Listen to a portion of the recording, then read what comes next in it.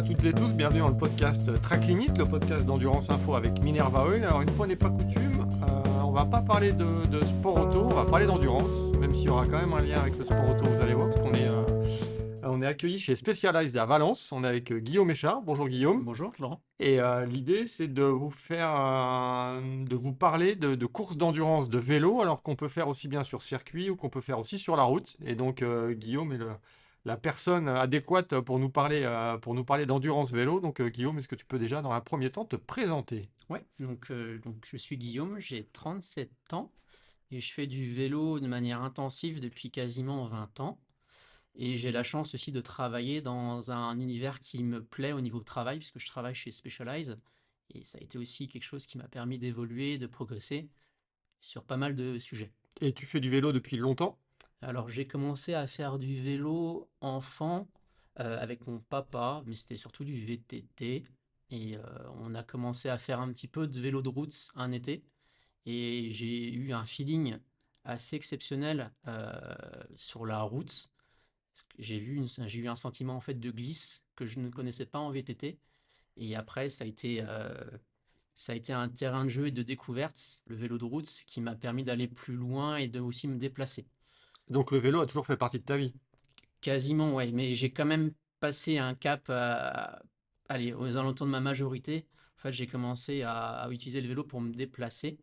J'avais un plaisir qui était d'aller voir mes grands-parents en fait en région parisienne et j'avais pas de voiture justement et j'ai utilisé le vélo pour me déplacer. Donc les premières fois que je voulu me déplacer pour aller les voir, donc je partais de Vendée. Ah, et quand même. Et à cette époque-là, il y avait pas de GPS, enfin tout ce qui est électronique en vélo, il n'y avait rien. Donc du coup, je partais un peu à l'aventure. C'était un petit peu le petit garçon qui allait vivre un petit peu de ses propres ailes, qui allait dans la nature. Et je partais avec ma carte, je m'en souviens très bien, Coupe du Monde 98. Et je naviguais avec ma carte routière.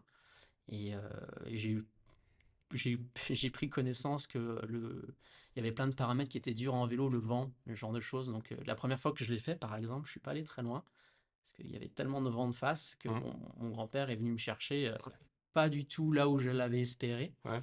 Et, de- et au fur et à mesure des années, bah, je suis toujours allé un peu plus loin à sa rencontre. Donc j'étais fier qu'il me récupère, mais le plus loin possible. Et est-ce qu'à un moment, être cycliste pro, c'est quelqu'un, tu sais, quand on est gamin, on a toujours des envies. Est-ce que c'est quelque chose Euh, qui t'a traversé l'esprit? alors c'est sûr qu'on regarde quand on est petit, quand on est à une appétence pour le sport, on regarde beaucoup le sport tout court à la télé, pas forcément que le vélo, mais le vélo, c'était aussi le Tour de France, c'est sûr que c'est les vacances, Hum. c'est la ferveur populaire. On a tous une petite voix qui dit ah ouais, ça me donne envie.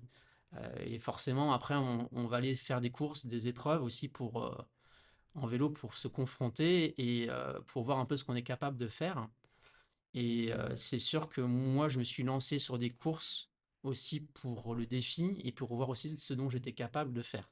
Donc là, on parle de faire Vendée-Paris, mais on n'en est pas encore arrivé à faire de la compétition Non, d'endurance. non, Ça, c'est parce venu que plus tard? c'est venu plus tard parce que le premier truc qui est important, c'est de prendre du plaisir, faire des choses qui ont du sens. Et s'il n'y a pas le plaisir derrière ces formats un peu longs, ben ça va pas le faire. Et c'est quoi le déclic? Qu'est-ce qui a fait qu'à un moment, tu t'es dit, tiens, je vais faire de l'endurance vélo? C'était quoi à peu près ta fréquence de kilomètres par an avant d'en arriver à la course? Alors quand j'ai commencé à faire du vélo de route, hein, c'était pas des grandes distances, hein.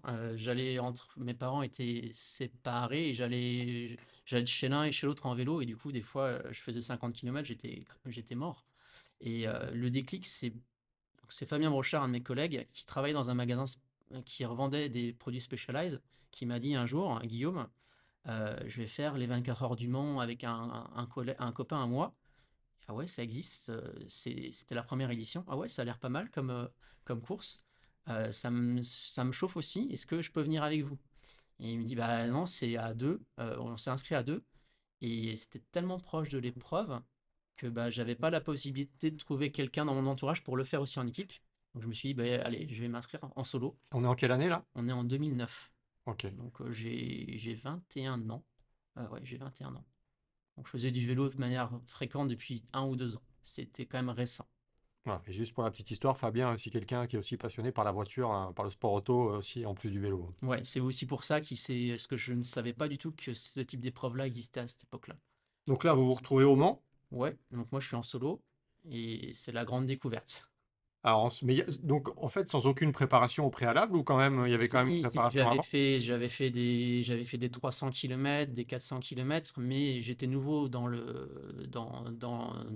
ce type d'épreuve-là. Donc forcément, quand on se lance dans quelque chose comme ça, c'était plutôt le défi. J'avais pas d'objectif de perf, mais c'était le défi en tant que tel. Et quand on se lance, on fait des erreurs et des fois, ça donne envie d'y retourner aussi pour s'améliorer.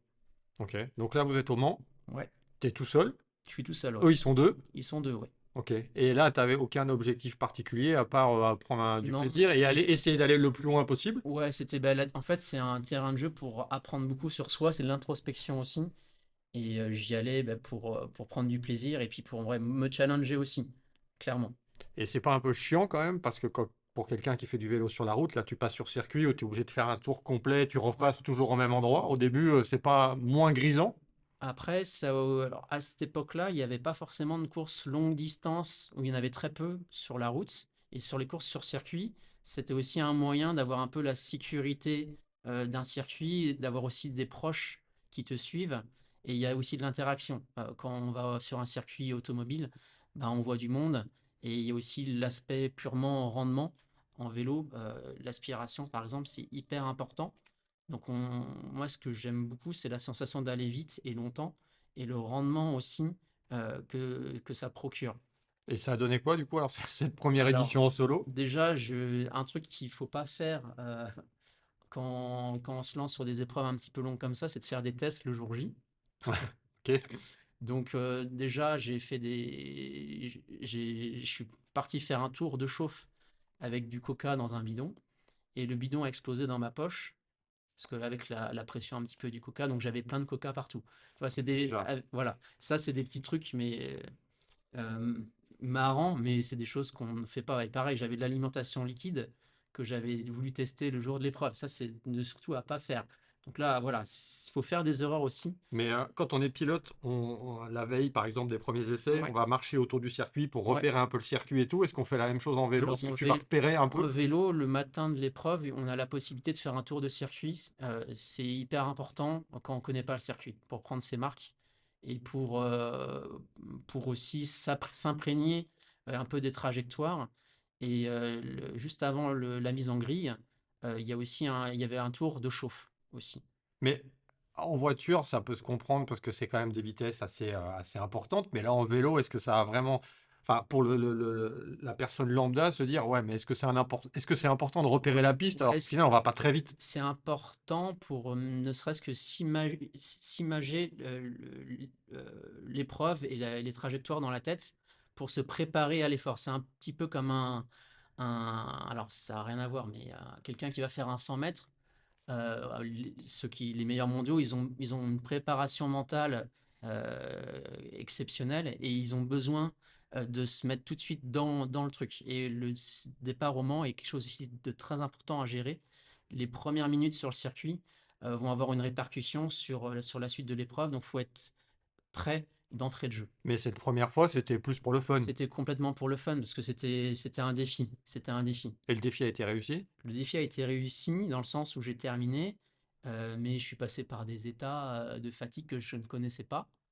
Et par exemple, je sais qu'après 5-6 heures de course, j'ai dû rentrer au stand parce que je ne pouvais plus appuyer sur les pédales parce que j'étais courbaturé, j'avais des crampes. Donc j'ai dû m'arrêter 1 ou 2 heures parce que je pouvais même plus marcher. Et là, un relais dure combien de temps à peu près là? Alors ça dépend dans les catégories qu'on le fait, ça dépend aussi comment on doit ravitailler, ça dépend de la température aussi extérieure. Hmm. En général, fallait toutes les 3-4 heures environ la journée, et la nuit on pouvait pousser à 5-6 heures. Quand même. Mais, euh, mais du coup, Et ouais, c'est toi qui décides pour t'arrêter, pour ravitailler selon ton état, ou tu as quelqu'un, tu sais, en voiture, on panote les ouais, pilotes, ou alors, maintenant ouais, ils ont une radio. ouais. Est-ce que toi, tu as quelqu'un en backup dans le stand et qui te dit, parce que tu dois perdre un peu la notion, je sais bien qu'il y a un GPS, que tu as tout ce qu'il faut, mais tu dois perdre un peu la notion du temps, depuis Ouais. combien de temps je suis Bah, parti, quand est-ce qu'il ce faut qui est que je m'arrête. important sur les 24 heures et les courses sur circuit, c'est d'avoir quand même un staff qui te connaît bien et avec lequel on arrive bien à se comprendre en termes de gestuelle. Et après, on communiquait avec un espèce de tableau, enfin un tableau Velleda où il me disait dans combien de temps il pouvait être présent aussi pour me ravitailler. La seule chose qui était un petit peu difficile, c'est que des fois on peut se retrouver dans des groupes qui sont très intéressants en termes de rythme. Et il y a des fois, je leur disais que j'allais rentrer, mais ils me cherchaient au stand parce que j'étais pas là. J'étais en train de continuer à tourner. Et du coup, c'était pas si simple que ça de communiquer. L'idéal, à cette époque-là, c'était un peu difficile, mais c'est d'avoir un kit oreillette pour communiquer avec son staff, pour vraiment ne pas perdre d'énergie à s'égosiller, à dire je rentre, mais non, en fait, je rentre pas ou j'ai envie de rentrer plus tôt.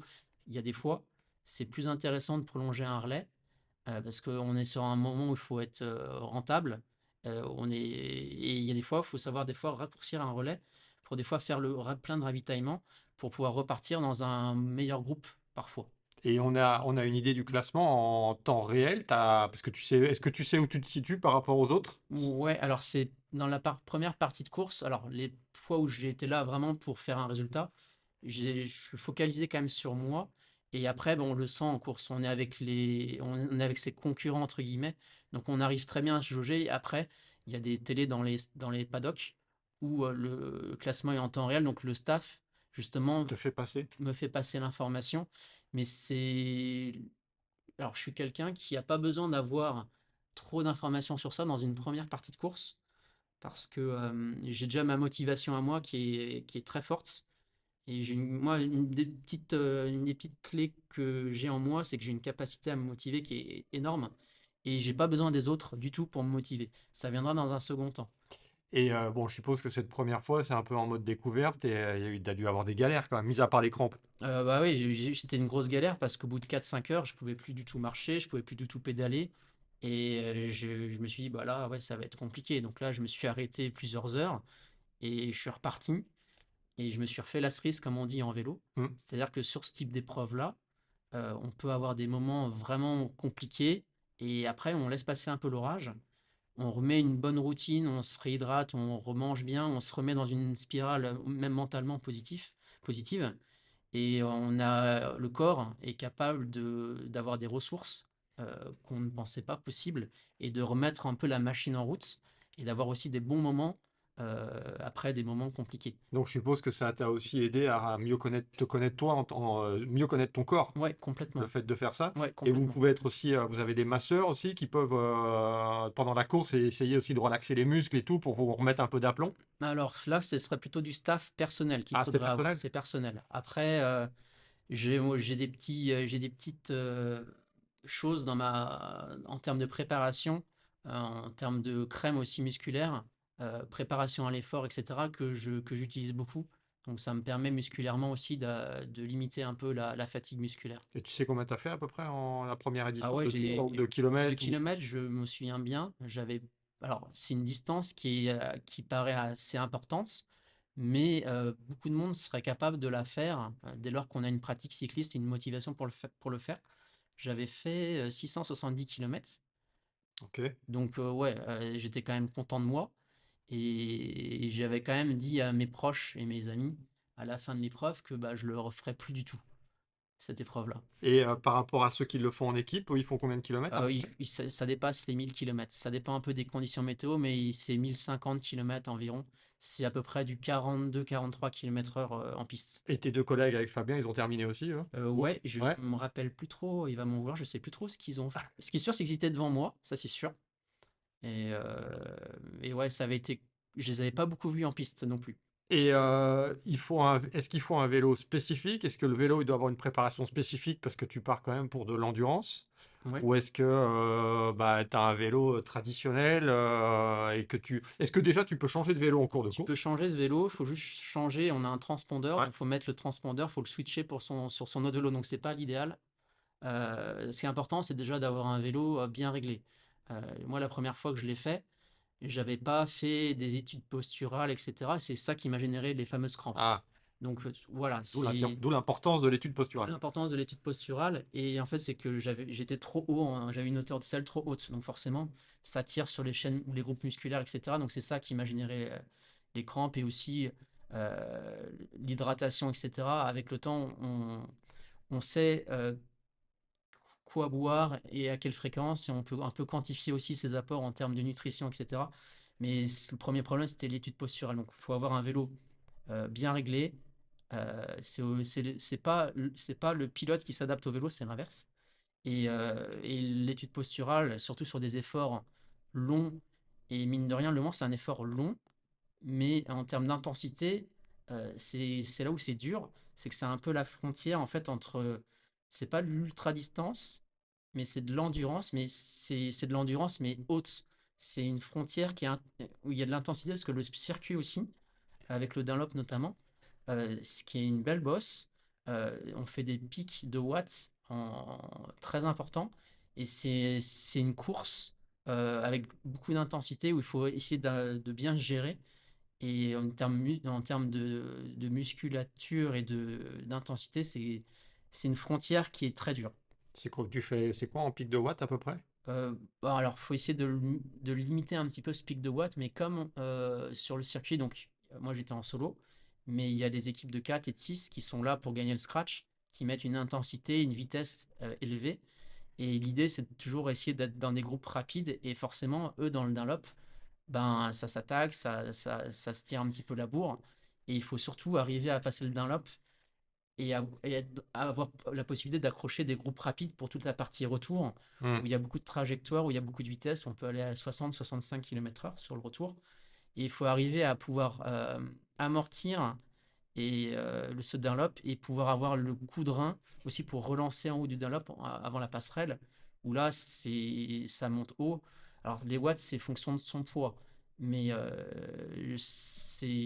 la relance là-haut, c'est comme une relance sur un circuit, voire un critérium. Des fois, ça peut être des pics de puissance à 500-600 watts, donc à répéter. À répéter, ouais. Donc, du coup, c'est aussi pour ça qu'il faut avoir quand même un entraînement quand on le fait et quand on le refait pour être là, pour jouer un petit peu devant.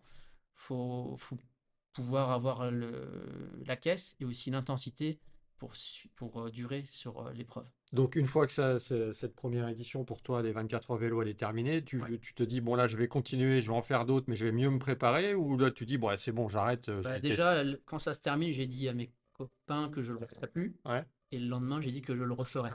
Mais mieux, peut-être, Mais mieux mieux, c'est préparé. mieux préparé, oui, parce qu'à chaud, en fait, ça a été tellement dur, la tension baisse, etc., la tension redescend, et on en a chié quand même. Mais c'est quelque chose que je recherche aussi.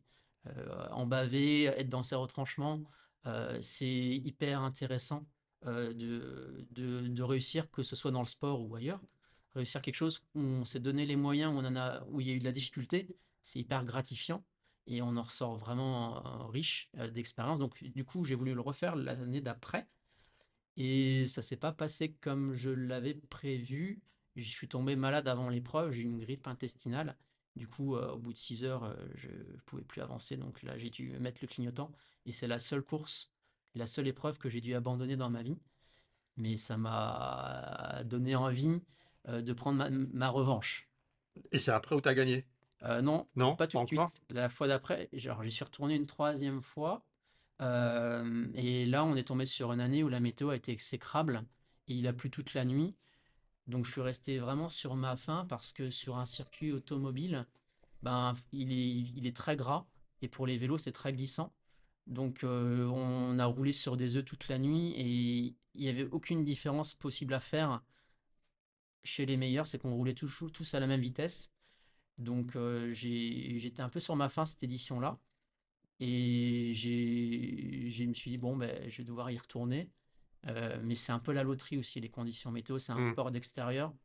Et on n'a pas forcément des pneus forcément pluie en vélo par rapport aux voitures. C'est pas forcément un domaine, moi, que je connais bien. Mais on a des pneus qui sont quand même mixtes et qui sont à l'aise sur tout type de situation.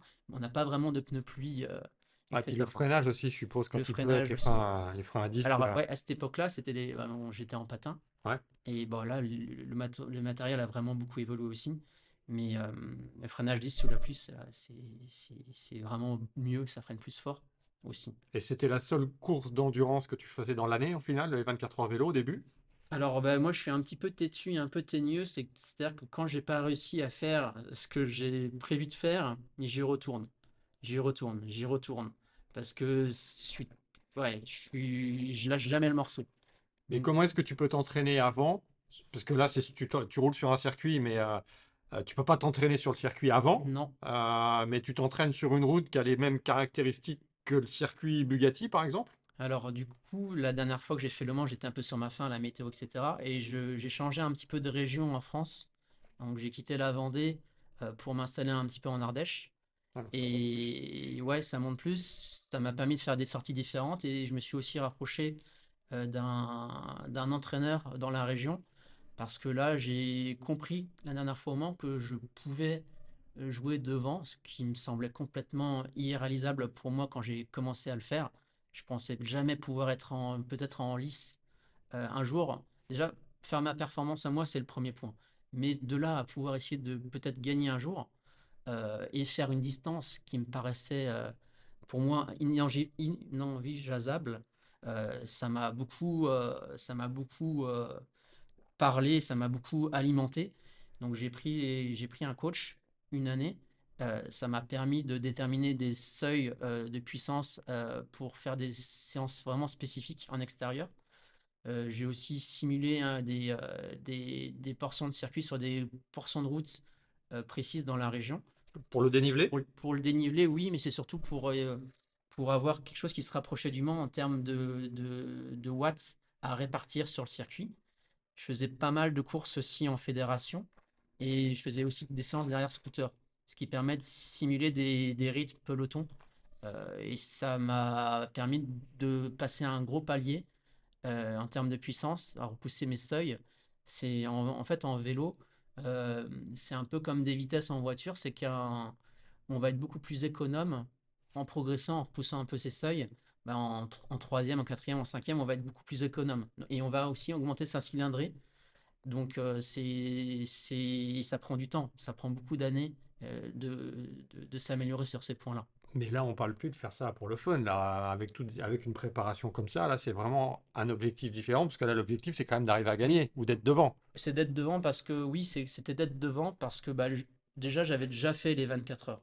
C'est un circuit où il y a les trajectoires, où il y a beaucoup de plaisir, mais pour y retourner autant de fois, il faut qu'il y ait quelque chose qui te drive et qui te motive, mais de manière très très forte. Donc, donc du coup, j'ai mis tout un peu les moyens en ma possession pour y aller et ouais, pour jouer devant. Et on sait qu'en sport auto, faut que les pilotes aussi travaillent aussi avec les vibreurs. Au Ouais. Mans, ils sont quand même relativement plats.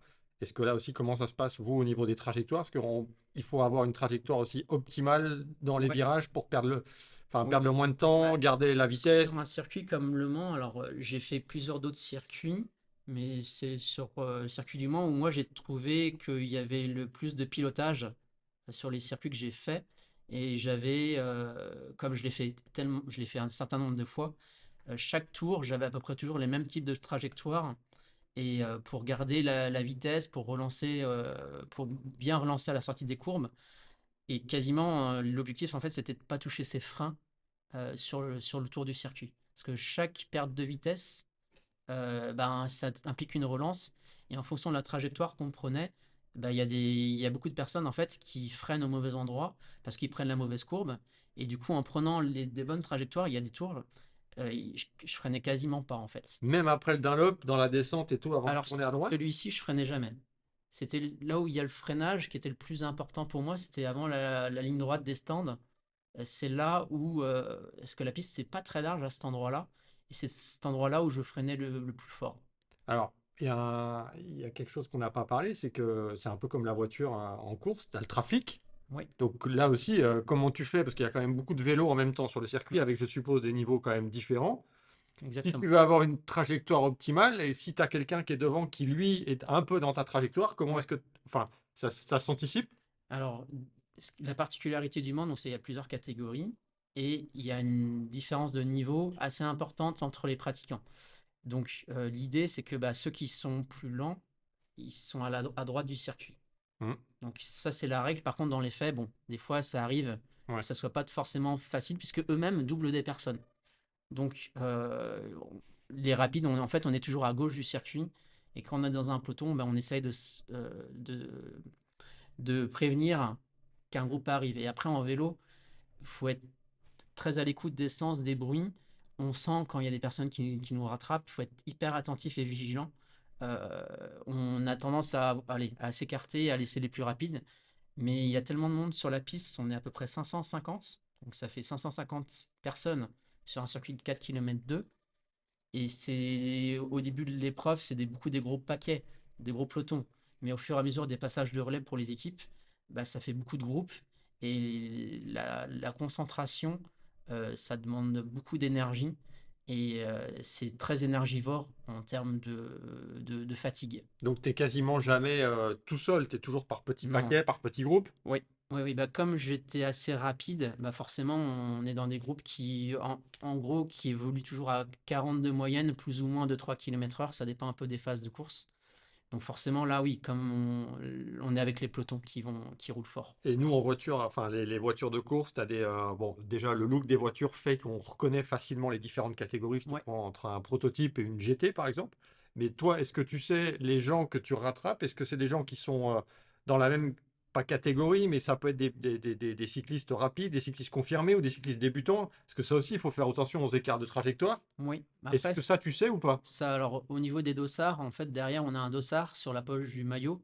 La catégorie dans laquelle on est, c'est le premier numéro. Donc, par exemple, les solos commencent par des 1, Hum. et après, bah, les équipes de 4, c'est un dossard en 4. Donc, et puis, il y a la gestuelle aussi. Par expérience, on voit un peu l'expérience et un petit peu le type de profil que la personne est avec le textile, avec le matériel, etc. Ça se sent. Puis même au niveau de la trajectoire, c'est encore plus au niveau des trajectoires que ça se voit, l'expérience de quelqu'un. Et est-ce que il y a une différence entre le jour et la nuit par rapport à toi en piste? Est-ce que ça se gère différemment? Est-ce que Ouais. le plaisir est différent? Ouais, alors moi, stratégiquement, je sais que j'ai un moment fort la nuit. Donc, au niveau de ma stratégie personnelle, c'est que les premières heures de course, je fais ce qu'il faut, mais je vais pas chercher à me mettre dans le rouge, parce on va dire qu'on a un quota de points à ne pas dépasser pour essayer de garder une bonne fraîcheur. Donc moi, j'avais plutôt une stratégie un petit peu défensive sur le départ, et au début de la nuit, déjà la chaleur de la piste est moindre. Sur le Mans, il n'y a pas d'arbres, et puis le bitume renvoie énormément de chaleur. Donc j'avais plutôt le parti, moi, d'être plutôt sur la défensive, d'analyser un petit peu, si besoin, un peu les adversaires, parce que beaucoup de font des erreurs. Voilà. Et c'est les erreurs qu'on fait au départ, on les traîne comme un boulet un petit peu pendant de longues heures. Et moi, l'objectif, c'était d'arriver frais sur la partie nocturne qui arrivait à peu près à partir de 6 heures, parce que le départ est à 15 heures, comme les formats classiques. Et à partir de 9 heures, je commençais à faire mes efforts, et c'est au fur et à mesure des relais aussi pour les équipes qui tirent un peu les paquets. C'est là où eux aussi commencent à faire des différences, et c'est là qu'il faut commencer aussi à faire son effort. Et c'est souvent la nuit que ça se passe, l'issue des différents classements, que ce soit en solo ou en équipe. Ouais, c'est un peu comme les 24 heures du Mans où tout le monde attaque un peu le petit matin, quoi, Bah, quand le jour se lève et tout, et c'est là qu'il faut tout donner. ouais, alors c'est la nuit où on fait un peu la différence, on est un peu caché aussi. La nuit, on voit un peu moins ce qui se passe. Et la fraîcheur fait quand même du bien. Et c'est le petit matin, c'est un peu le retour du bâton, parfois, parce que la nuit, on a une sensation de vitesse, c'est assez grisant. Je suis pas un féru de sport auto, mais l'aspect un petit peu rendement, vitesse, c'est quelque chose qu'en vélo que j'aime beaucoup. Et la nuit, j'ai l'impression d'être sur une sorte de moto que je ne connais pas. Et c'est des sensations que j'adore, et que j'aime bien revivre. Et donc la vitesse est un peu différente pour toi entre jour et nuit. Ouais, clairement. La nuit, tout va plus vite. Et c'est quoi la vitesse à peu près que tu peux prendre sur le circuit du Mans là? Alors sur la partie au retour, ça dépend un petit peu du vent, etc. Mais ouais, on peut dépasser facilement les 60 à l'heure. Et sur le Dunlop, bah, quand on joue un petit peu devant, bah, la tête de course le passe au moins à 35. Après, moi, j'étais plutôt dans des groupes aux alentours de 30-32 pour un petit peu limiter un peu ce pic de watts à ne pas mettre trop à la relance avant la passerelle. Et s'il y a 500, à peu près 500 vélos, on va dire un peu plus de 500 Ouais, vélos en piste, comment ça se passe après quand vous ravitaillez pour les stands, parce que ça va être un bazar sans nom, oui, vous avez un stand qui est attribué, oui. il y a une vitesse à respecter. Nous, on a une vitesse dans la voie des stands à respecter. Vous avez aussi une Bah, c'est vitesse à la même respecter. chose. Alors, entre l'entrée des stands et la sortie des stands, on ne doit pas dépasser 20 km/h. Donc, si on la dépasse, ben, on a un carton jaune. Et après, ça peut être une pénalité. Donc, j'avais quantifié la perte de temps pour entrer dans les stands. Donc, c'est quelque chose en vélo. C'est hyper important de peut-être des fois rouler un tout petit peu moins fort, mais ne pas avoir rentré au stand parce que un arrêt au stand environ, c'était pour ravitailler, pour reprendre un peu à manger, c'était une perte de 6-7 minutes et c'était à peu près le temps autour. Donc, la perte de temps, c'était 4 km 2 environ. C'est le circuit Bugatti, c'est sa longueur. Donc pour reprendre 4 km 2 en vélo, il bah, faut rouler 4 km/h 2 plus vite Ouais. sur une heure. Donc des fois euh, boucher, boucher ce genre de distance, il faut des fois même des journées pour extrapoler. Hmm. Donc, il faut mieux rouler peut-être un peu moins vite, mais d'être très régulier sur ça. Et la nuit, il n'y a pas du tout de sommeil, où on peut s'arrêter pour un peu somnoler un peu, faire une micro-sieste ou s'arrêter quand même pour Ouais. reprendre un peu des Alors, forces. chacun est vraiment différent. On a chacun un peu ses qualités et ses points faibles. Il faut expérimenter. Mais on va dire que sur une journée typique, le commun des mortels, ne pas dormir 24 heures, c'est gérable. Après, faire 24 heures d'effort, c'est autre chose. Donc, il faut expérimenter. Alors, moi, la première fois que je l'ai fait, j'ai dû dormir une petite heure. Et après, avec l'expérience, après, avec la caisse, Hmm. et qui évolue avec la pratique et les années, ben, 24 heures, ça passe sans dormir, quand on est expérimenté. Et tu as déjà eu des galères de matériel, de vélo en course et tout en piste. Alors, sur le Mans, j'avais toujours un vélo de backup au cas où j'avais un problème sur mon vélo principal. J'ai juste connu une fois une crevaison, mais j'ai jamais eu de problème mécanique parce que j'avais aussi, c'est un paramètre important, un peu, j'imagine un peu comme en sport auto, c'est qu'il faut être en confiance avec son matériel, il faut qu'il soit bien Hmm. réglé.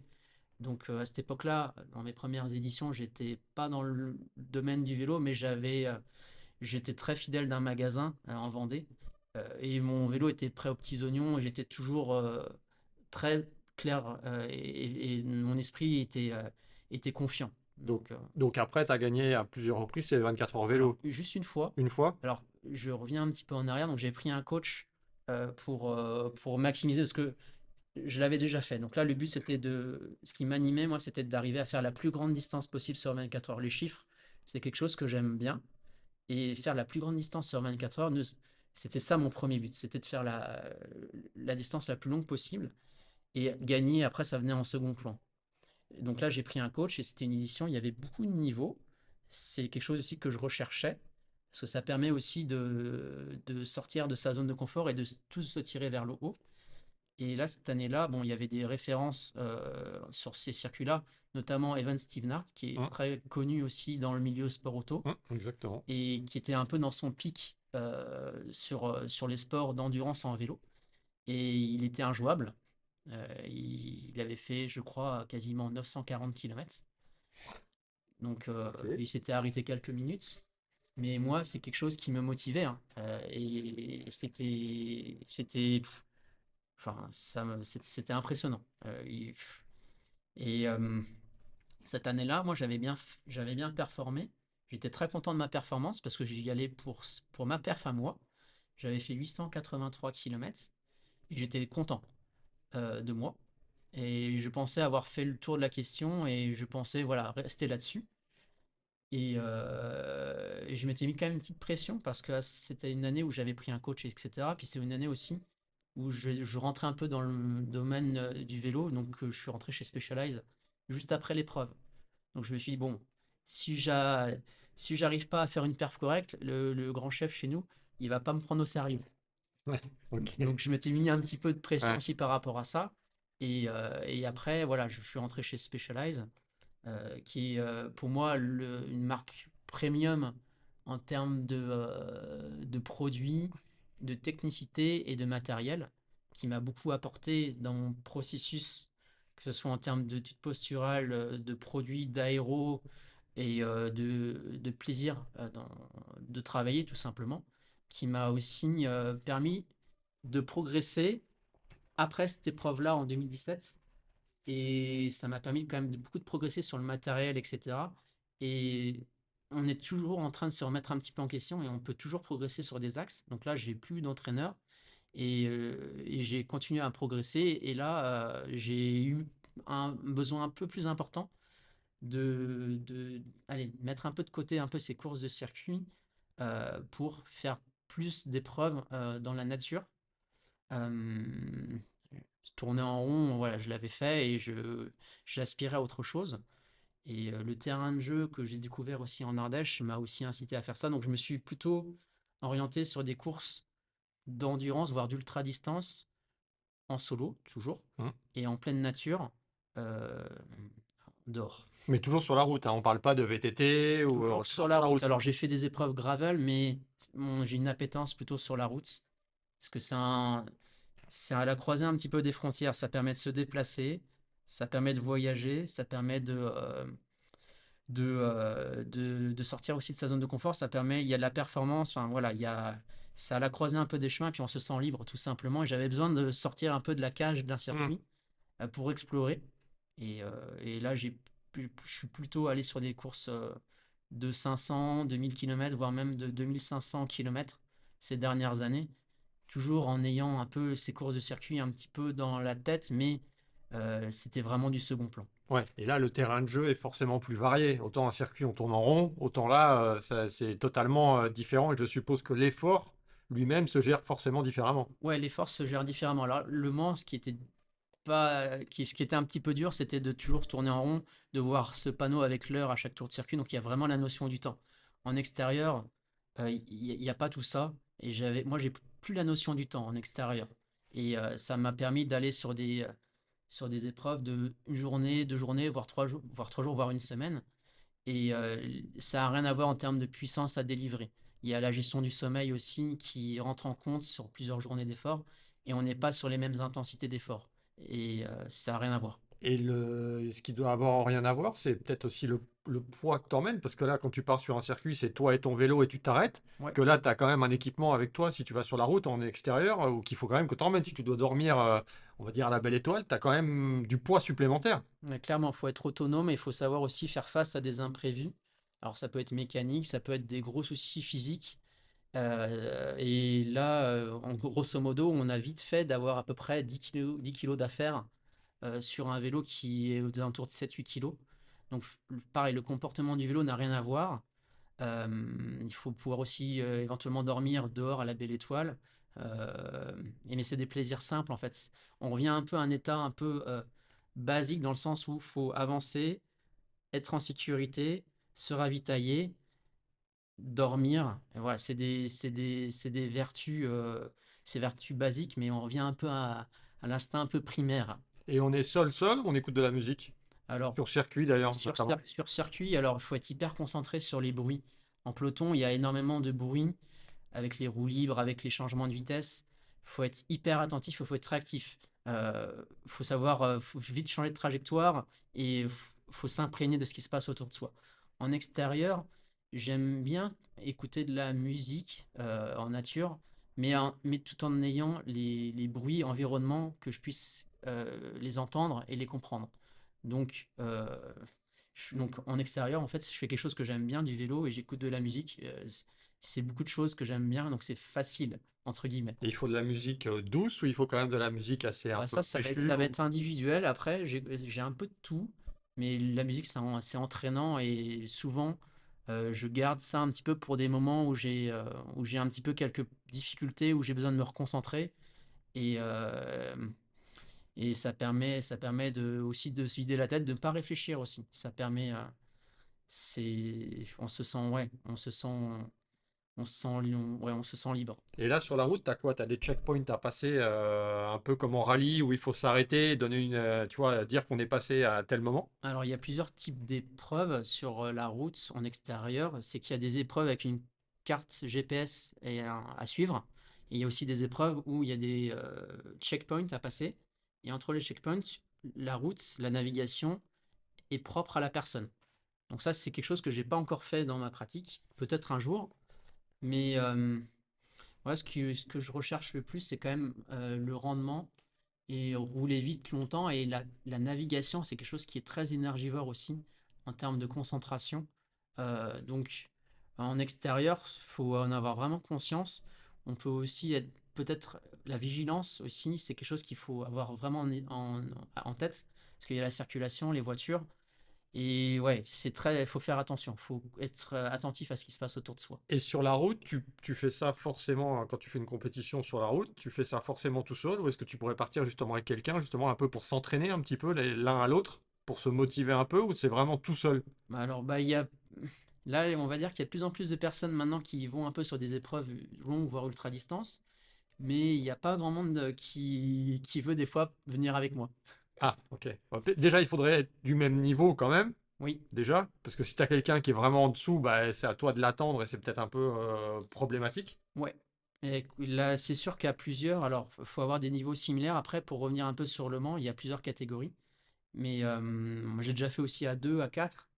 Et c'est soit on est là vraiment pour le plaisir, pour partager un moment convivial, ou soit on est là pour un peu se tirer vers le haut. Et ce qui est sûr, c'est qu'il y a une grosse différence de niveau entre les deux. Bah, faut soit être au clair avec ça, ou soit le plus fort va essayer de compenser. Mais si c'est injouable de jouer devant si le duo ou le quatuor n'est pas homogène. Ouais. Donc là, on a parlé des 24 heures vélo. En ce moment, la mode, enfin l'une des modes du moins, c'est de faire des courses d'endurance de vélo sur des circuits. Donc on sait qu'il y a Le Mans, on sait que maintenant il y a Nogaro, il y a Manicourt, il y a Spa-Francorchamps, il y a le Nürburgring, il y a le Paul Ricard. Mm. Tu as fait d'autres courses aussi ailleurs, en dehors, sur circuit, en dehors du Mans? Alors il y a très longtemps, j'ai fait un 24 heures sur le circuit de Montlhéry, c'est un autodrome, Avec avec une partie du circuit ou toute? non, une partie du Ah, pas le circuit. banking là, Non, une partie du la partie circuit relevée? avec, bah si, il y avait une partie relevée, mais je connais pas forcément le jargon Ouais. automobile, mais c'était pas le plus sexy à faire en vélo. C'était un rond.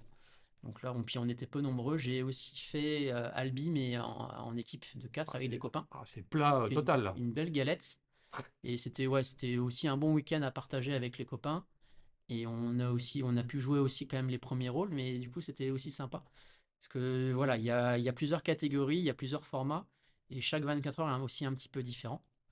Donc ouais, la notion de partage aussi, c'est quand même quelque chose qui compte en vélo. Et il y a le Paul Ricard aussi. Il y a le Paul Ricard que j'ai fait il n'y a pas si longtemps que ça, il y a 2 ou 3 ans. C'est un circuit quand même différent du Mans. Il y a moins de courbes. Euh, il est, il est difficile, mais c'est pas le même profil. C'est un circuit qui est usant en vélo, où il n'y a pas de roue libre, mais il y a mais il y a moins de pics de watts. C'est-à-dire que c'est un effort un peu plus linéaire et on est toujours en prise. Le Mans, il y a plus de vitesse, il y a plus de trajectoire, il y a plus de monde, il y a plus de niveau aussi. Et c'est sans doute un peu plus mythique aussi. Puis il y a le vent aussi peut-être au Paul Ricard. Alors ouais, le vent au Paul Ricard, ouais, donc je crois que la partie du circuit s'appelle La ligne droite du la ligne droite Mistral du là? Mistral. Ouais. Ça porte bien son nom. Ça porte clairement bien son nom, donc forcément, ouais, je suis tombé moi sur une année où il y avait énormément de vent, il a fait froid, donc c'était pas une édition pour sortir une grande perf en kilomètres. Par contre, il fallait être guerrier. Mais alors, le circuit du Paul Ricard est réputé pour pas avoir de bac à gravier, pour avoir des vibreurs hein, avec des couleurs, tu sais, différentes pour arrêter les voitures si elles sortent et tout. Là aussi, je pense qu'au niveau trajectoire, par rapport entre le Paul Ricard et Le Mans, ça doit se gérer un petit peu différemment. Comment ça se passe en termes de circuit? Est-ce que sur le côté où Paul Ricard, on vous met des cônes justement pour pas sortir des limites de la piste comme un pilote traditionnel ou comment est-ce que Alors, ça se passe? il y avait des cônes sur le circuit. Après, Paul Ricard, il y a un petit peu moins de monde et il y a moins de virages, donc c'est plus facile de doubler. Donc c'est plus sécurisant aussi pour des personnes qui veulent juste découvrir un 24 heures. Le Mans, il y a beaucoup plus de monde, beaucoup plus de stress. Paul Ricard, il y a un peu moins de monde. Donc c'est aussi bien aussi pour se mettre le pied à l'étrier. Par contre, s'il y en a un à faire, je conseille vraiment Le Mans. Par rapport à quoi? Par rapport au circuit, par rapport à... Par Ouais. rapport au circuit, c'est un beau circuit aussi au Paul Ricard, mais c'est un petit peu plus monotone en vélo que le circuit Bugatti au Mans en vélo. Après, en voiture, je peux pas dire. Ouais. Et t'as pas forcément la fibre sport auto, pourquoi pas essayer alors que tu as roulé en vélo sur circuit avec de nombreux tours? Ouais. Je sais pas, est-ce que tu as... J'aime bien pouvoir dépendre, d'être autonome que le moteur, en fait, ça soit mon corps. Avec les années, je me connais parfaitement et j'ai besoin d'avancer avec ma propre force. Et tu as senti entre la première fois où tu as fait les 24 en vélo et même aujourd'hui, ton corps est totalement différent, la préparation est différente, tu te connais, je suppose, forcément mieux. Oui. Est-ce que ça n'a plus rien à voir avec le Guillaume de la première Ah, édition des 24 en ah, vélo? clairement, bah, heureusement, parce que j'y suis allé beaucoup de fois. Non, c'est-à-dire que donc là, je suis resté au Mans sur une performance sur laquelle j'étais très content. J'avais fini troisième. Et j'ai vu que j'avais quand même un peu de marge encore physique et que j'avais encore à apprendre. Donc j'avais quand même dans un coin de ma tête d'y retourner pour me challenger, pour continuer à le faire. Et je me suis inscrit, je crois que c'était en 2020. Donc là, j'avais jamais été aussi en forme que ça. Et j'avais fait, moi, j'avais préparé la voiture avec les deux vélos, etc. Je quittais l'Ardèche pour aller en Vendée, voilà, dans ma famille pour ensuite aller sur le circuit du Mans. Et j'ai un de mes copains qui m'a dit, bah écoute Guillaume, ça va être difficile parce que Le Mans vient d'être annulé. C'était une période Covid, Hmm. donc il y avait beaucoup d'incertitudes. Et donc forcément, encore une fois, je suis resté un petit peu sur ma faim, mais ça m'a renforcé encore plus ma motivation pour reprendre un peu une revanche sur ça. Donc je me suis dit, bon, ben, j'y retournerai en 2021. Donc les années Covid, ouais, c'était quelque chose quand même particulier. Et donc j'avais quand même en tête d'y retourner. Et, euh, il s'est passé quelque chose que j'avais pas anticipé.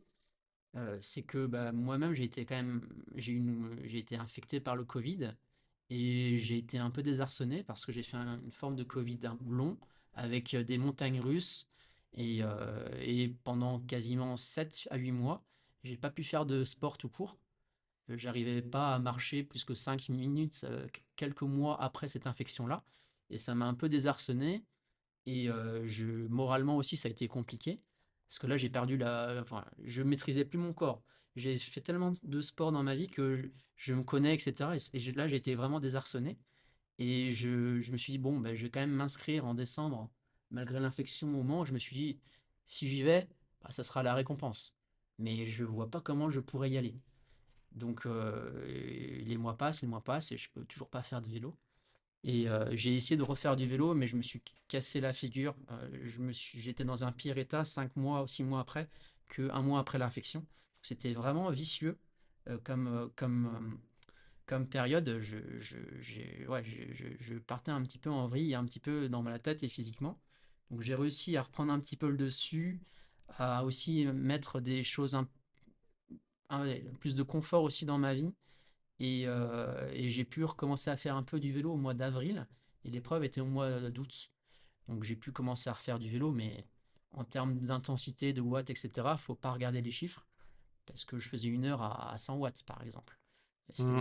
C'est pour un peu montrer un peu la dureté de l'effort du vélo. C'est que quand on perd un peu le fil, après c'est dur de s'y remettre. Par contre, une fois qu'on remet une bonne routine, alimentation, etc., et qu'on se remet dans une dynamique positive et qu'on fait les choses dans l'ordre, ben, on apprend vite, on progresse vite.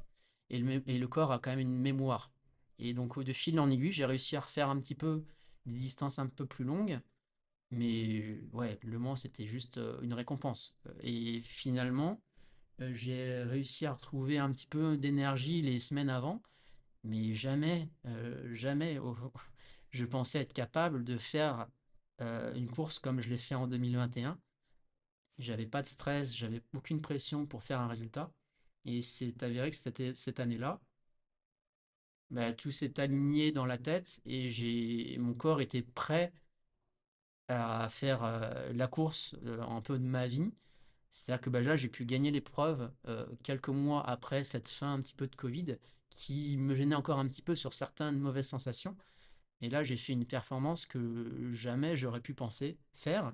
J'ai fait la même distance qu'en 2017, la même distance. C'est-à-dire que j'ai fait 883 km, mais j'ai roulé plus fort et j'ai sorti beaucoup plus de watts. Donc en termes de chiffres, j'ai fait 30 minutes de pause comme la fois d'avant.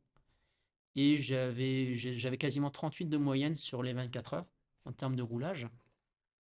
C'était des chiffres identiques à la fois précédente. Par contre, la météo était un petit peu différente et du coup, en termes de watts, j'avais fait une bien meilleure performance à ma dernière épreuve. Et là, la tête était tellement contente d'y être, j'ai trouvé de la ressource que je ne connaissais pas en moi. Et donc même encore en ce moment, tu sais quoi ta fréquence d'entraînement de vélo? Tu fais du vélo quoi, plusieurs fois par semaine? Comment est-ce que tu gères ces Alors entraînements? déjà, il faut garder la notion de plaisir. Je sors quand j'ai plutôt l'optique de sortir quand j'ai envie de sortir. J'ai pris un coach en 2017 quand j'ai voulu préparer Le Mans de manière un peu plus scientifique et précise. Ça m'a beaucoup apporté, mais j'ai besoin de rouler sans la contrainte de temps. Si j'ai envie de faire une séance ou une sortie, je vais la faire. Si je dois pas faire quelque chose et que j'ai envie, ben ça me ressemble pas. Donc là, l'idée, c'est quand même difficile avec le travail de faire plus que 20 000 à l'année. J'ai jamais fait 20 000 km à l'année, alors que dans ce domaine de performance et de distance, il y en a certains qui le font. Mais moi, j'ai pas forcément l'énergie et le temps, mais je tourne entre 16 et 19 000 à l'année depuis 7-8 ans, on va dire. Et sans parler du Covid, de l'infection Covid, comment est-ce que tu as géré justement cette partie un peu pandémie où tout s'est arrêté, où tu peux pas sortir sur la route? Est-ce que tu t'entraînais, tu fais du vélo chez toi, du home trainer par exemple? Est-ce que Ouais, tu fais beaucoup de home trainer? Ou bah, est-ce que là, ça s'est arrêté du jour au lendemain? alors j'ai vite commandé un home trainer avant qu'on soit confiné, parce qu'il en restait plus beaucoup sur les différents sites. Donc j'ai pu avoir un home trainer, et ça a été hyper important pour garder une condition physique. Et puis voilà, maintenant avec les home trainers connectés, il y avait un aspect un petit peu jeu ludique qui a été essentiel. Et du coup, je me suis quand même, le naturel revient un petit peu au galop, mais je me suis aussi challengé. Parce qu'on était un petit peu fou à cette période-là. C'est que j'ai par exemple fait des sessions de 12 heures aussi sur home trainer. euh, De 12 heures? de 12 heures. J'en ai pas fait beaucoup, mais voilà, je suis un petit peu fou aussi dans ma pratique parce que c'est un tel plaisir que j'aime bien. Enfin, j'aime bien sortir un peu des sentiers battus et voilà, je fais quelque chose parce que j'ai envie de le faire. Donc voilà, par exemple il y a plusieurs plateformes maintenant, mais celle par exemple sur Zwift, je faisais un circuit qui me permettait de pouvoir descendre du home trainer pour aller me ravitailler parce que on peut encore avancer Avec avec la la descente? descente. Donc par exemple, j'étais sur un circuit, j'avais à peu près 3-4 minutes de descente. Et du coup, je pouvais descendre du home trainer, je remplissais mes bidons et mon bonhomme continuait à avancer. Et moi, ça me tripait tout simplement. C'est une période complètement spéciale. Donc voilà, on a un peu des envies un petit peu délirantes de temps en temps. Et puis ça, ça a été quand même un vrai plaisir de pouvoir ressortir dehors. Ça n'a rien à voir, faire du home trainer et sortir dehors. Déjà, il y a la sensation de pente qu'on a dehors, qu'on n'a pas sur home trainer. Porter son poids, c'est quelque chose qu'on prend conscience quand on sort dehors.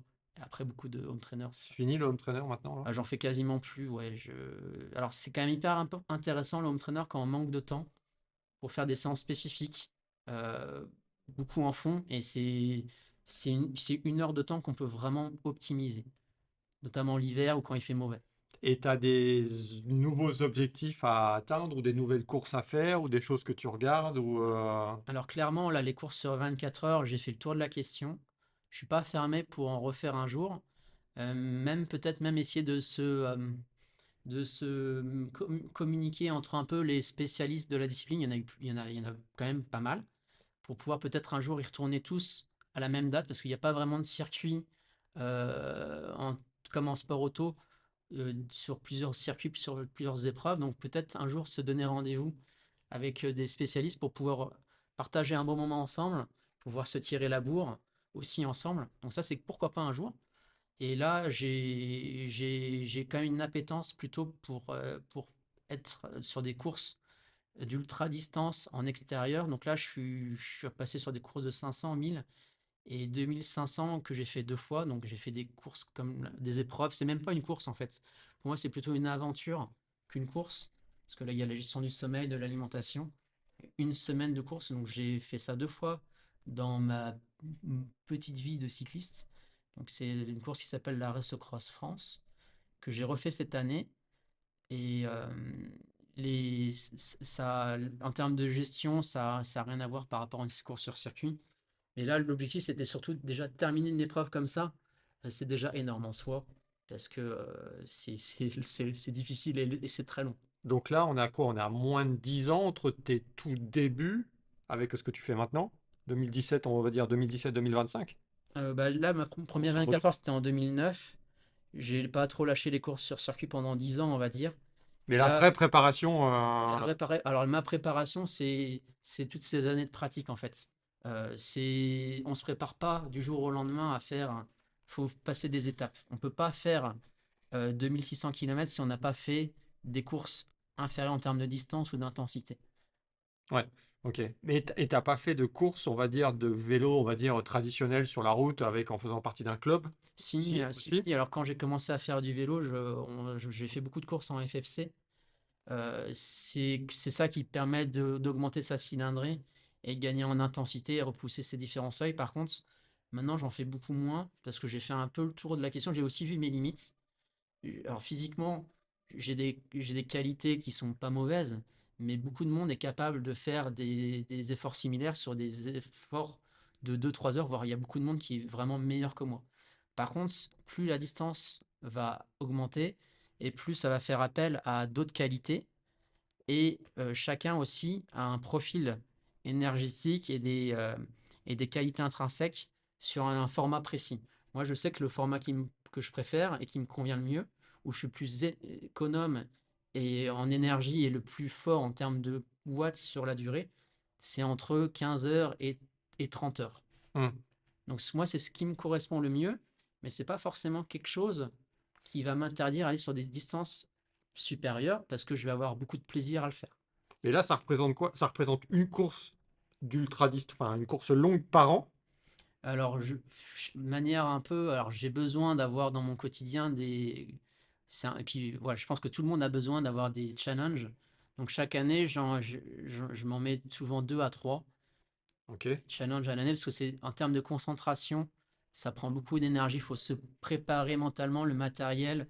Il faut aussi pouvoir récupérer aussi entre les différentes épreuves et d'avoir une intensité de motivation élevée. Moi, j'ai besoin de faire quelque chose parce que j'ai vraiment envie de le faire et la motivation est très très élevée. Si je suis pas motivé, bah, je vais plutôt peut-être moins rouler et je vais attendre que ça revienne. Et tu fais l'entraînement sur le vélo avec lequel tu fais l'ultra distance ou c'est des vélos un peu à part et t'en gardes un uniquement pour faire ces distances-là? Alors, je roule actuellement sur 2 vélos. Donc, le tarmac, c'est le vélo chez Spey qui va vite et qui est, enfin, en termes de produits, c'est vraiment le nec plus ultra en termes d'aéro, de confort, de comportement, de géométrie aussi. Et à côté de ça, j'ai un vélo plus backpacking, qui est le Roubaix. C'est une géométrie différente, avec du confort à des points vraiment stratégiques sur le vélo, au niveau de la tige de selle, au niveau aussi de la direction à l'avant. Et aussi au niveau des sections de pneus, aussi, voilà, chaque cadre aussi peut accepter des tailles de pneus un petit peu différentes. Donc il y a vraiment des profils, enfin des vélos avec des profils différents pour des profils de course ou d'épreuves différentes. Mais pour ces types de courses-là, le vélo, il est, enfin, le règlement, il est ouvert, c'est-à-dire que tu fais ça avec n'importe quel vélo.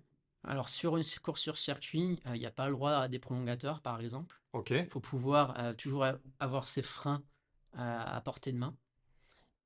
Pas de lenticulaire également, enfin ouais, pas ce genre de choses l'aéro est vraiment très importante. Sur circuit, alors ça l'est, parce que tu es dans un peloton, etc. Il peut y avoir du vent de côté, etc. Mais en course, en solo, en nature, l'aéro est très important. Donc là, il y a les prolongateurs. Il y a aussi le textile aussi qui rentre en compte beaucoup pour l'aéro, la mise en position aussi. Mais pour aller vite longtemps, il faut quand même avoir une position qui soit confort, qu'on arrive à tenir. Donc voilà, il y a plein de paramètres aussi à gérer. Et c'est important d'avoir les bons réglages et de rouler le vélo sur lequel on va faire une épreuve les mois avant l'épreuve. Ouais. C'est important. Et pour quelqu'un qui connaît pas forcément le vélo, on a du mal à s'imaginer l'importance, contrairement au sport auto où l'aéro a vraiment de l'importance, que le vélo, du fait qu'on aille moins vite, la personne lambda doit se dire, ouais, enfin, l'aéro sur un vélo, quelle est l'importance de l'aéro sur un vélo? Et je sais que chez SP, enfin, l'aéro, c'est vraiment quelque chose d'important. Ouais, c'est important. Après, alors, il y a une petite. L'aéro, c'est quand même assez récent en termes d'années. Nous, c'est venu chez SP avec le Venge. Ça a un peu changé, ça a bouleversé un petit peu les cartes. Donc, les marques de vélos sont allées toujours plus loin sur l'aéro. Et après, il y a eu un petit retour en arrière ces dernières années. Les marques se sont rendues compte avec les ingénieurs, etc., qu'il y avait des points précis sur un vélo où l'aéro n'a aucune conséquence. Donc il y a des points sur un cadre où l'aéro a été un petit peu réduit, voire même c'était vraiment des formes de tubes vraiment très légères parce que l'aéro n'avait pas d'impact. Donc ce qui est hyper important et ce qui est clé, c'est d'avoir l'aéro au bon endroit.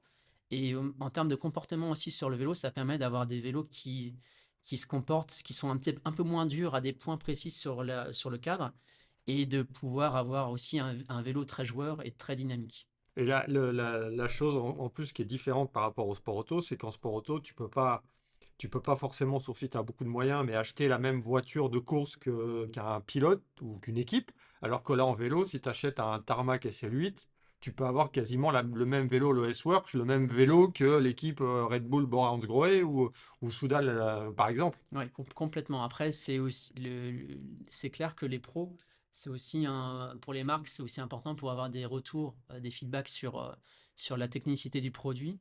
Mais pour un amateur, c'est pas le même budget. Alors, ça vaut de l'argent, bien sûr, Mm. mais c'est quelque chose enfin, c'est assez incroyable en termes de comportement et de technicité de pouvoir avoir le luxe d'avoir ce type de produit-là, c'est une chance. Par contre, c'est pas forcément nécessaire, on va dire qu'en vélo, il faut comme ça vaut de l'argent, hein. C'est clair qu'un vélo c'est coûteux. Il n'y a pas besoin de mettre autant d'argent pour avoir un vélo qui procure du plaisir. Mm. Par contre, il y a une certaine évolution du matériel depuis ces dernières années. Le coût d'un vélo a augmenté.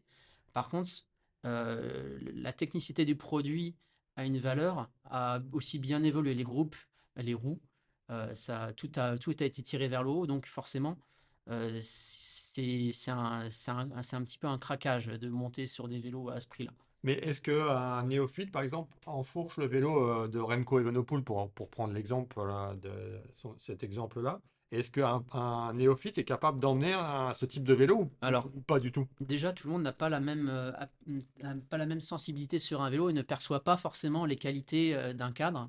Ce qui est sûr, c'est que ce qui est important, c'est d'avoir quand même un bon cadre.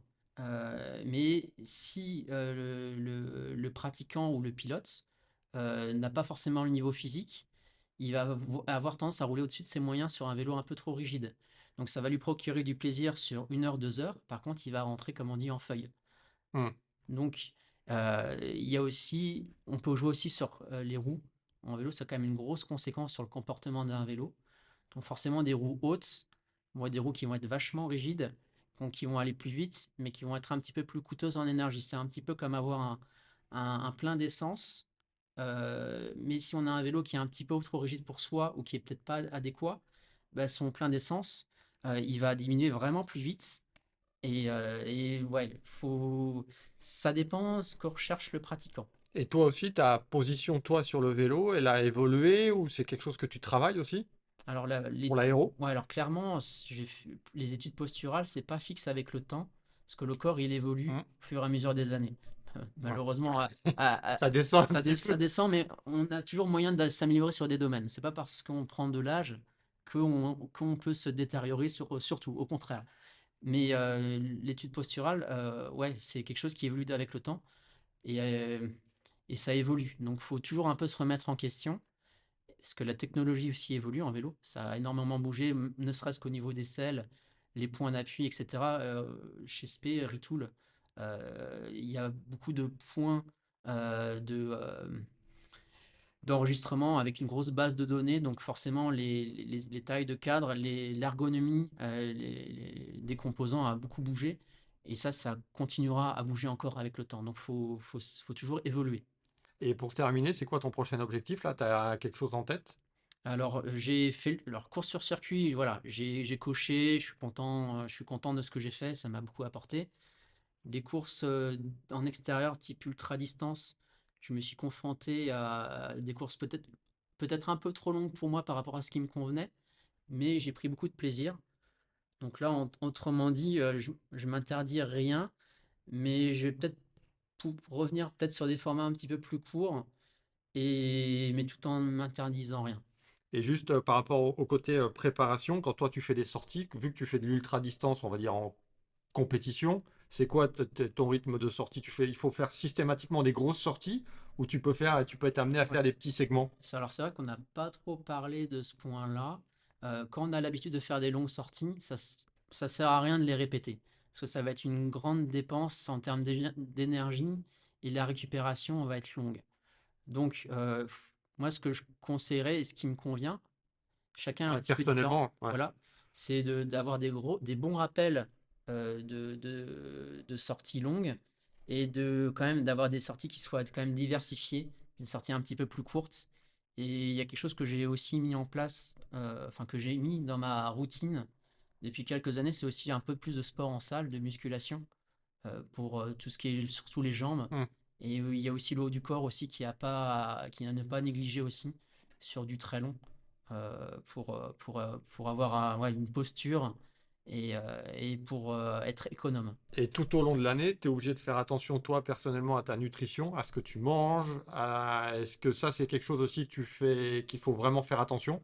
Bon, alors, clairement, ouais, c'est quelque chose où, même chose, chacun est un petit peu différent. Alors, c'est pas mon métier, mais je fais attention à ce que je mange à l'approche d'un événement et j'arrive quand même à bien me relâcher parce que voilà, le sport permet aussi de pouvoir se faire plaisir en termes de nutrition après l'épreuve. On fait voilà, on fait du sport aussi pour avoir de l'appétit et de pouvoir se faire plaisir aussi au niveau alimentation. Donc, je fais attention, mais c'est pas mon métier, je suis pas professionnel, donc il faut pas que ça soit une contrainte.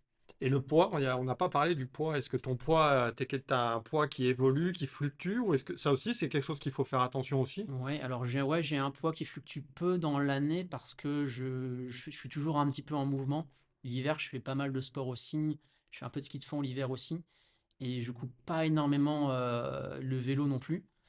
Donc j'ai un poids qui fluctue peu. Et l'hiver, c'est quand même bien de pouvoir se refaire un petit peu l'énergie ouais, avec un petit peu de gras à refaire un petit peu l'hiver pour pouvoir aussi bien l'affronter. Guillaume, la voiture de course a un moteur. Est-ce que toi, tu as aussi un moteur, on va dire, alors toi, le moteur, il est plus interne. Est-ce que c'est quelque chose aussi, ça, on peut assimiler ton corps à un moteur d'une voiture de course? Alors, ce que j'ai découvert avec ma petite pratique cycliste, c'est que le corps est capable de faire des choses incroyables qu'on n'imaginait même pas. Ce qui compte, d'avoir du carburant. Donc, tant que on arrive à mettre du carburant dans son moteur, le corps est capable de faire des choses incroyables. Et l'expérience fait que aussi, on a des signaux un petit peu comme des alertes mécaniques, des signaux avec des termes de sensations par contre, bah, attention là, je vais un petit peu loin ou je dois me reposer un petit peu. Par exemple, sur ma première course de 1000 km que j'ai fait, donc là il y a la gestion du sommeil, etc. C'est un autre univers, surtout au niveau de la deuxième nuit. C'est que je me rappelle un matin, je montais le Ventoux, j'avais quasiment pas dormi pendant 2 nuits. Et là, j'étais confronté à des hallucinations. Donc j'entendais des bruits, des personnes qui me parlaient. Et je voyais aussi des cailloux dans le Ventoux que je pensais être des personnes. Donc ça, c'est des signaux comme quoi bah, le corps et le moteur a besoin de baisser en pression et de repos. Et on fait quoi là? Ben, pour le coup, c'était pas le bon endroit pour dormir dans le Ventoux en petit matin. Donc j'ai attendu que l'orage passe et j'ai continué à rouler. Mais il faut quand même avoir conscience de ses limites et des fois de ne pas aller au-delà d'un certain stade pour ne pas se mettre en danger, pour ne pas mettre sa santé aussi en danger. Ça reste un loisir. Mais c'est aussi bien d'avoir été confronté à ça parce que avec l'expérience, on a des signaux qu'on arrive à interpréter et c'est ça qui fait un peu la différence sur un des courses un peu plus longues, c'est que ben il y a des moments où faut se reposer.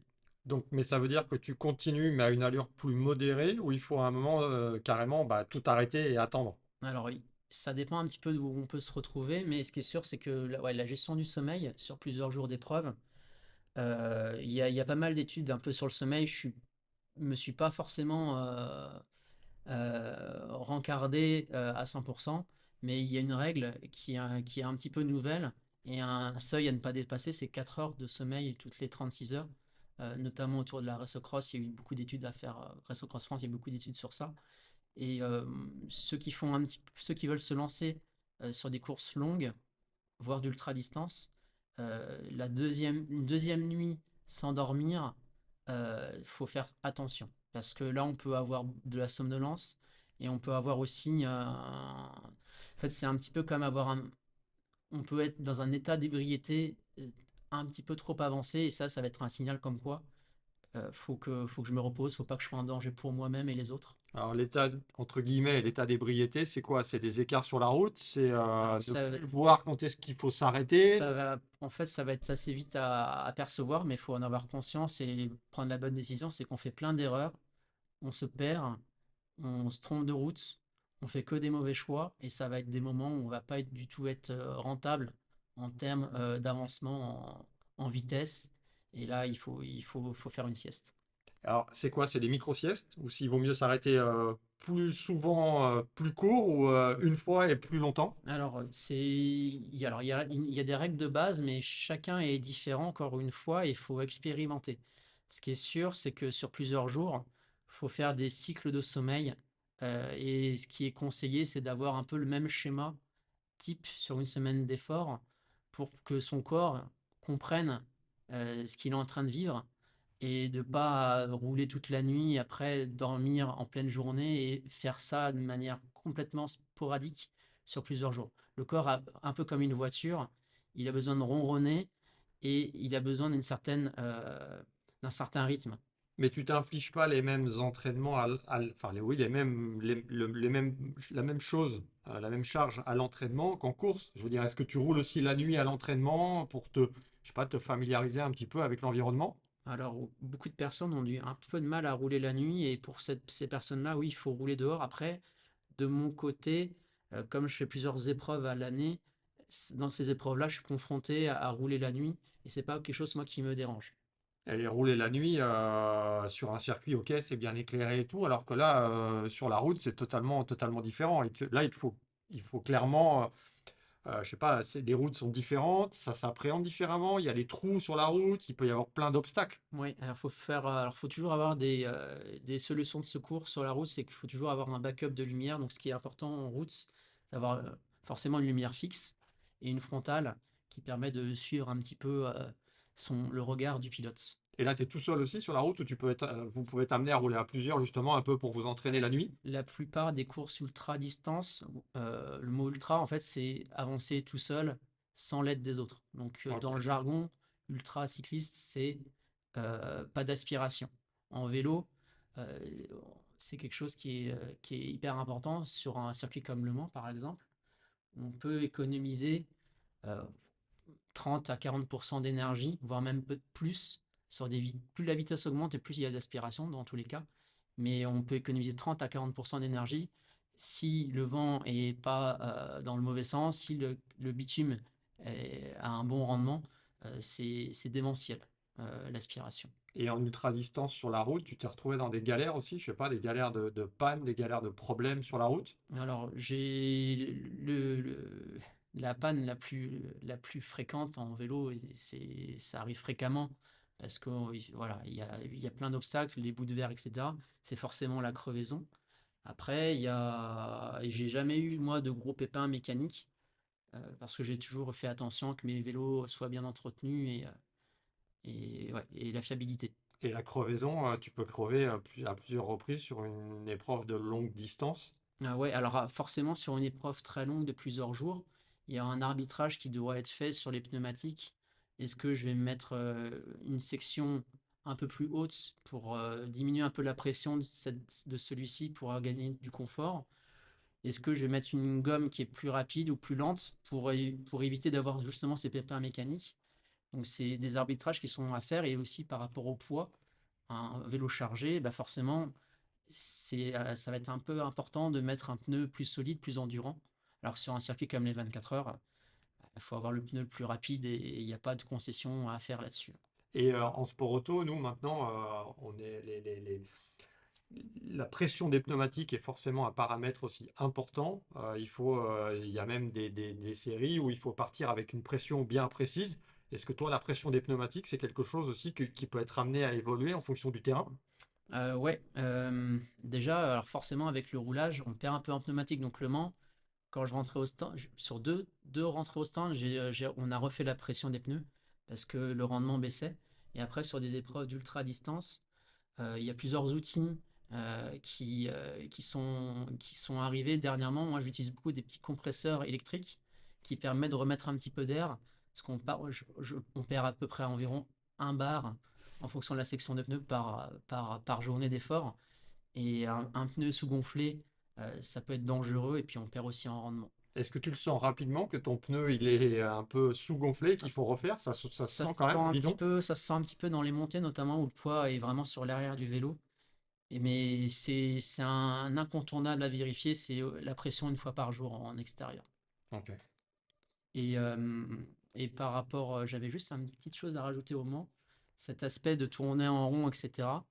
J'avais les chiffres, etc. J'essayais d'être un petit peu éloigné de cela pour perdre un peu cette notion du temps. Et sur le circuit du Mans avec mon GPS, j'avais préféré mettre juste la cartographie du parcours pour justement pas voir l'heure, pas voir les kilomètres, pour un peu me détacher de tous un petit peu ces polluants qui peuvent un peu tirer vers le bas, un peu l'aspect moral. Alors que la cartographie sur un circuit, en fait, on s'en fout un peu. Ouais, alors qu'on s'en fout Total. clairement. Donc voilà, c'était un petit truc que j'avais dans ma besace pour essayer de pas justement pas voir ces chiffres. Parce que Le Mans, ce qui est un petit peu dur, c'est qu'on a l'option de rentrer au stand tous les tours. On voit l'heure à chaque fois de passer devant les stands. Et du coup, j'essayais de vraiment voir l'objectif à la fin, qui était de terminer l'épreuve, et d'avoir des objectifs intermédiaires, qui étaient d'arriver frais pour le début de la nuit, être offensif sur toute la nuit, toute la partie nocturne, et être un petit peu plus dans l'analyse et un petit peu plus dans la sécurité sur la dernière partie de l'épreuve. Et la fois où j'ai pu faire la course que j'ai voulu et gagner, j'ai été très très prudent sur la dernière partie de l'épreuve avec la fatigue arrivant, et pour essayer d'être vachement vigilant pour éviter tous les pièges, parce que j'avais une avance qui me permettait de le faire. Et travailler avec le capteur ou pédaler avec le capteur de puissance, c'est quelque chose qui est entre guillemets un peu obligatoire ou est-ce qu'on peut s'en passer? Alors le capteur, c'est quelque chose qui est important quand on veut quand même faire de la performance à vélo, et ça permet aussi de voir la progression. Donc c'est un outil de performance, c'est aussi un jeu, un jouet. Donc c'est ce qui te permet de savoir ce que tu délivres en termes de watts, hein, le capteur de puissance, Ouais. pour ceux qui sont pas Ben, moi, forcément clairement, je sais les valeurs en familiers. watts que je peux obtenir sur des durées d'effort faibles à élevées. Par exemple, sur 24 heures, je sais très bien ce que je peux faire en termes de watts. Et donc, et sur des épreuves aussi en extérieur, de type 24 heures ou 500 km ou plus sur une journée, je sais que je peux m'engager physiquement à des intensités assez hautes. Alors que sur plusieurs journées, on va devoir rouler en sous-régime, et ça crée d'énormes différences entre chacun, parce que chacun a un profil est vraiment différent. Beaucoup de monde en fait en vélo se disent que faire du long, même si ça se démocratise, je suis pas capable de le faire. Euh, mais c'est plutôt des barrières un petit peu mentales. Mais c'est même dans la vie de tous les jours, des fois on se dit bah, je suis pas capable, donc je ne vais pas être capable de le faire. Et le sport, pour moi, c'est un terrain de jeu pour prendre beaucoup confiance en soi. Hein. Et c'est des vertus qu'on peut aussi retranscrire dans la vie de tous les jours, dans son travail, même dans sa vie privée. Ça apporte beaucoup enfin, la combativité, du plaisir aussi, puisque c'est gratifiant d'arriver à faire quelque chose qu'on a envie de faire et de tout simplement avoir des rêves en fait. Moi, je suis assez rêveur et du coup, c'est pour moi le sport et l'endurance, ça permet de rêver et de partir un petit peu dans un univers vraiment spécifique. Et t'as dû aussi avoir, je suppose, connaître des moments de défaillance, que ce soit sur circuit ou même en environnement sur la route. Mhm. Est-ce qu'il y a des moments où tu as vraiment envie de tout lâcher et d'abandonner? Et Ouais. finalement, il y a une petite, je sais pas, une petite flamme et tout qui te dit, bon, allez, on va continuer encore un peu et que tu arrives à te refaire la cerise un peu comme un cycliste dans un peloton, même, je sais pas, au Tour de France par exemple, où tu sens que ça coupe et après tu arrives à retrouver un Bah, peu. là, la clé, en fait, sur tout ce qui est longue distance et ultra distance, c'est de temporiser un peu sur des moments forts et moments faibles. Il faut voir l'objectif final et on sait que pour arriver à cet objectif final, on va avoir des imprévus et on va essayer de se fixer aussi des objectifs intermédiaires. C'est vraiment important ce point-là, parce que beaucoup de monde, sur l'aspect un petit peu préparation mentale, va avoir la capacité à se polluer et à rendre un moment difficile encore plus difficile en fait. Donc, Hein. sur un moment difficile, il faut essayer de se replier un peu sur soi-même, essayer des fois même de penser à rien et d'attendre un petit peu que l'orage passe, parce qu'avec l'expérience, ça vient pas tout seul et tout de suite. Avec l'expérience, on sait que après un effort un petit peu bas, bah, des fois on a des moments de bien-être et assez incroyables. Et c'est parfois même quand on a touché le fond, des fois qu'on a ensuite des moments exceptionnels de sensations avec son corps. Parce que le corps, pendant un laps de temps qui peut être un peu long, ben, on n'a pas pu le tirer dessus, un petit peu comme un moteur. Et, et avec l'expérience, ça m'est arrivé quand même beaucoup de fois. Ben, ce moteur-là, comme on l'a un peu laissé tranquille, ben, il va pouvoir redévelopper, redonner de l'énergie plus tard. Ouais, Et donc tu arrives à trouver des ressources que tu pensais même pas forcément pouvoir trouver. non, ça c'est clair. Et c'est en faisant qu'on apprend aussi, et en faisant des erreurs aussi. Et on a souvent plus de choses à tirer d'erreurs quand on le prend d'une bonne façon. Et on apprend plus. C'est plus riche de sens, c'est plus riche de tirer profit de ses erreurs que d'une victoire, par exemple. Il y a souvent plus à aller chercher d'erreurs. Est-ce que tu te verrais ne plus faire de sport, arrêter, faire un break total, ou est-ce que ça devient un peu, alors, le mot drogue est peut-être un peu un mot exagéré, mais est-ce que tu as besoin de ça aussi dans ton équilibre et dans ton quotidien, de faire ça, ou est-ce qu'à un moment tu peux te dire, bah, je vais couper complètement, je sais pas, un mois, 2 mois, 3 mois, 6 mois, ou pas? Alors, c'est clairement lié, alors, dans le cadre du travail, c'est quand même important de pratiquer, étant quand même dans le domaine du Hmm. vélo. Mais tant que je suis en bonne santé, que je me sens bien, et je sais que là, je fais des choses que je pourrais peut-être pas faire dans le futur. Donc, il y a le fait aussi d'avoir déjà connu un moment de vie où je pouvais pas faire de sport. Faut quand même, faut profiter. Il y a des moments de vie dans la vie où on peut faire quelque chose qu'on ne pourra pas refaire plus tard, sport ou autre. Donc, faut vivre le moment pleinement et ouais, et y aller. Merci Guillaume pour toutes ces explications et on peut te suivre sur les réseaux sociaux aussi, suivre tes sorties, suivre tes courses et tout. Alors, Ouais, je suis pas le plus actif sur les réseaux, mais je donne des nouvelles de temps en temps pour aussi partager ok. ce que je fais, ce que ça permet aussi d'être connecté un petit peu à ce qui se passe dans le monde du vélo, parce que voilà, on est des passionnés et j'ai beaucoup de plaisir aussi à suivre ce que font les autres. C'est entraînant et c'est inspirant aussi. Bon, merci Guillaume. Donc dans cet épisode de Track Limit, le podcast d'Endurance Info avec Minerva Oil, donc on est sorti un peu de nos sentiers battus, mais il y a quand même un lien avec le sport auto, entre le vélo et le sport auto, et on sait qu'il y a beaucoup de pilotes qui s'entraînent, qui prennent le vélo aussi pour s'entraîner, pour parfaire leurs conditions physiques, et on sait qu'il y a aussi beaucoup de cyclistes qui aiment le sport auto. Donc on va essayer à l'avenir aussi de lier le sport auto et le vélo, et Guillaume en est le parfait exemple. Merci Guillaume. Merci de m'avoir invité. Merci. À bientôt.